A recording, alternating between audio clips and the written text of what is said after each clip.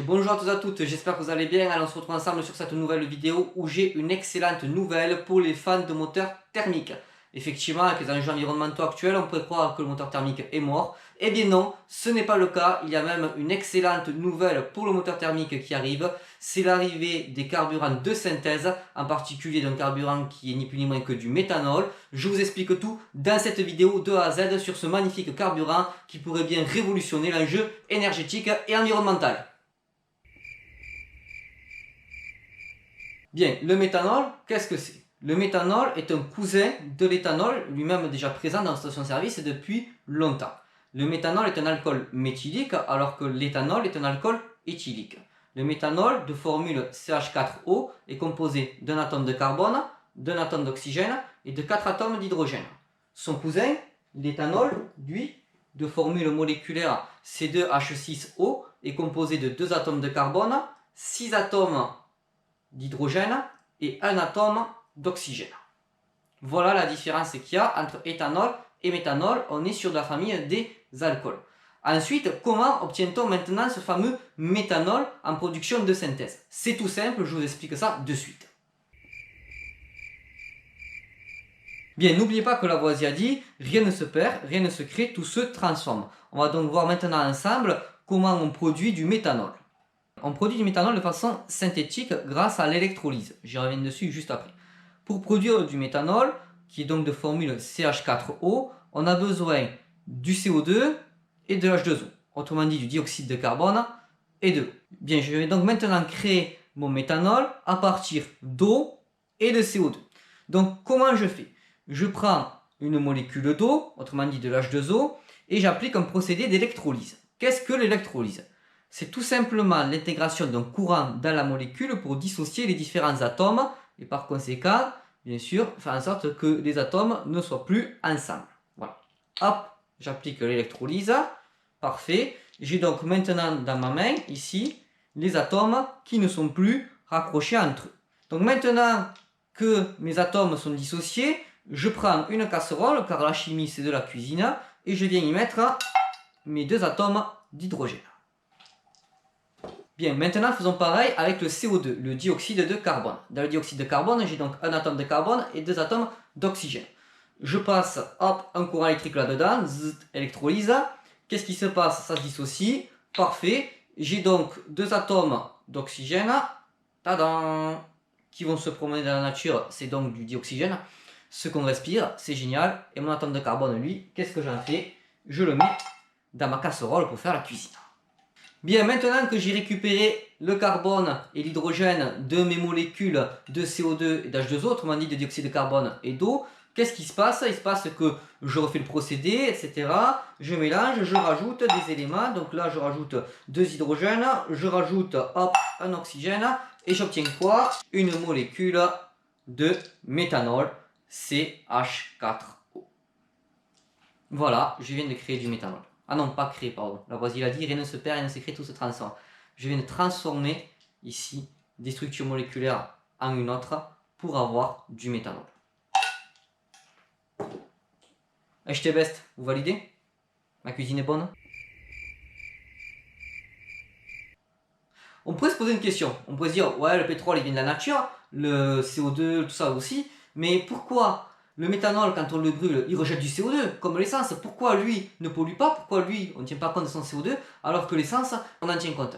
Tout simplement parce que dans le méthanol, on vient chercher le CO2 dans la nature, on le dissocie pour après recréer une molécule de CO2 lors de la combustion. Sauf qu'on a déjà pris ce CO2 dans la nature, dans l'air ambiant. Alors que dans l'essence, ce n'est pas pareil. Dans l'essence, on vient chercher du carbone enfoui sur Terre, qu'on associe à du dioxygène au moment de la combustion pour transformer cela en CO2 qui va s'échapper dans la nature. Donc avec l'essence actuelle, on réduit la quantité de dioxygène dans l'air pour la remplacer par du CO2, alors qu'avec le procédé d'électrolyse, avec le procédé du biocarburant de synthèse méthanol, on vient tout simplement prendre du CO2 dans la nature, l'associer, enfin le transformer, puis l'associer avec d'autres choses, pour ensuite avoir en sortie de nouveau du CO2. Alors on pourrait comparer la production de méthanol à la photosynthèse. On est sur la même logique de fonctionnement. Dans la photosynthèse, certes, ce n'est pas de l'électrolyse qui se passe, c'est différent, mais on a une plante donc qui vient absorber le CO2, elle restitue le dioxygène et elle en garde le carbone. Donc elle dissocie les éléments du dioxyde de carbone.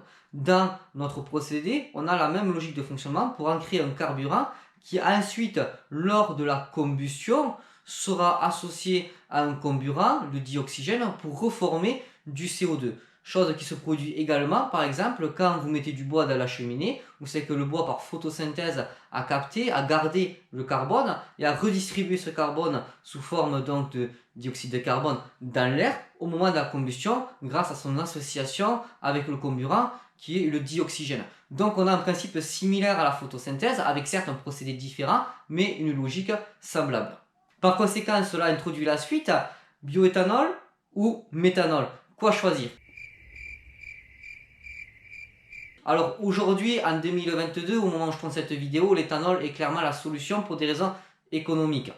Néanmoins, lequel des deux est le plus propre? On va comparer les deux. Dans un cas de figure, on a une production de synthèse d'un carburant, le méthanol, qui a la même logique que la photosynthèse pour l'éthanol, puisque l'éthanol est issu des plantes de betterave qui eux fonctionnent par photosynthèse, puisque ce sont des plantes. Et après, il y a une distillation derrière qui permet de créer de l'éthanol. Donc dans les deux cas de figure, on a une empreinte carbone globale qui est neutre. La différence va résider en termes de pollution dans la production du carburant. Si on produit l'électricité pour l'électrolyse du méthanol de façon verte avec du nucléaire, alors le nucléaire ça va mettre entre guillemets car en soi ça pollue pas, mais ça va émettre des déchets qui sont très complexes et problématiques.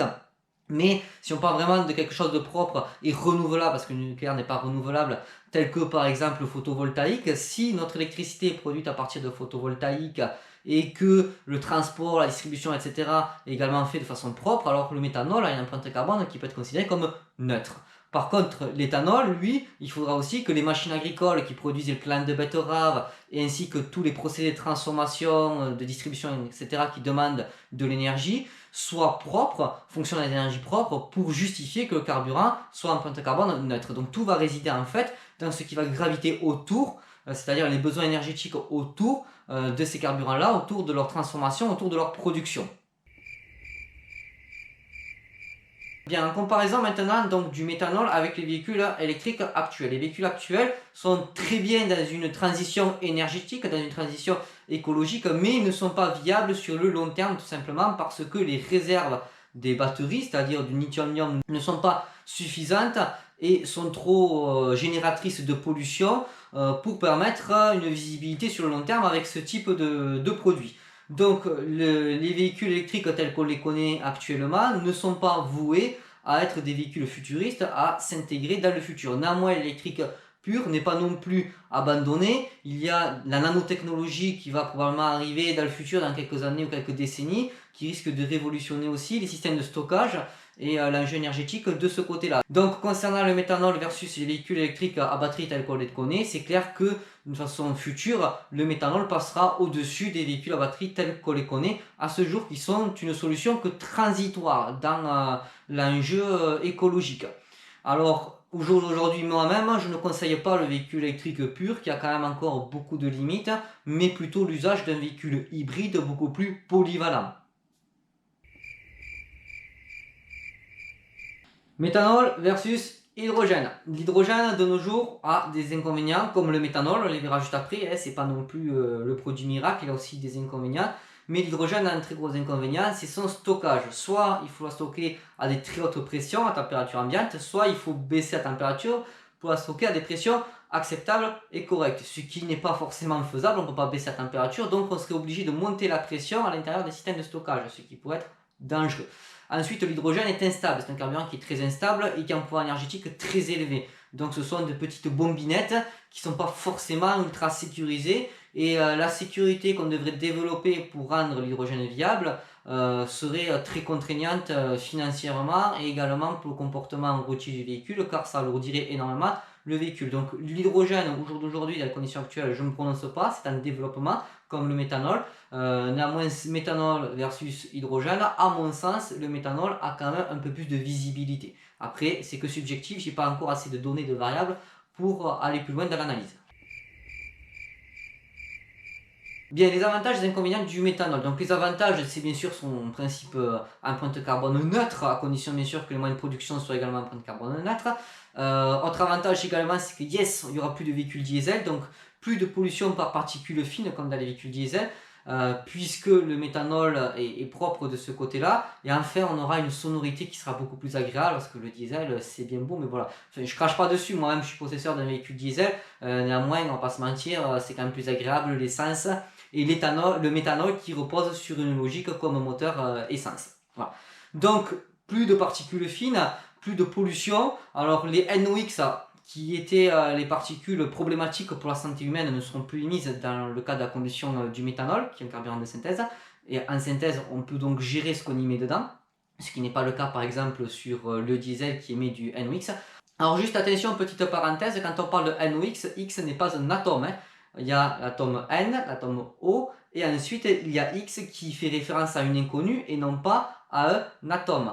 Parce que dans NOx, en fait, il y a plusieurs molécules. Il y en a surtout deux qui sont connues, c'est le monoxyde d'azote et le dioxyde d'azote. Le monoxyde d'azote, c'est du NO, et le dioxyde d'azote, c'est du NO2, autrement dit avec du dioxygène, qui sont nocifs pour l'être humain. Ce sont des particules fines qui rentrent dans les voies respiratoires et qui vont donc provoquer à long terme des maladies, chose donc qui ne sera plus problématique avec le méthanol. Alors petit inconvénient du méthanol, on ne peut pas avoir que des avantages forcément, c'est que le méthanol est très toxique à l'état liquide, aussi bien, bien sûr si on l'ingère, mais bon ça vous l'avez compris, on ne boit pas d'essence non plus, voilà, mais également par inhalation, il peut s'avérer potentiellement mortel par inhalation aussi, avec des taux bien plus bas bien sûr que les taux dangereux pour l'essence ou pour l'éthanol. Donc le méthanol peut faire clamser quelqu'un s'il en respire un peu trop, c'est pourquoi il est quand même très dangereux au niveau de sa manipulation. Néanmoins, voilà, comme tout, il y a des avantages et des inconvénients, il reste un carburant qui a tout à fait sa place dans l'enjeu écologique et énergétique. Alors il faut savoir que le méthanol, comme l'éthanol, permettra d'utiliser, de conserver des véhicules essence tels qu'on les connaît actuellement. Alors peut-être avec quelques changements mécaniques, je ne sais pas trop de ce côté-là. En tout cas, des changements électroniques, ça c'est certain, comme par exemple la cartographie qui va changer.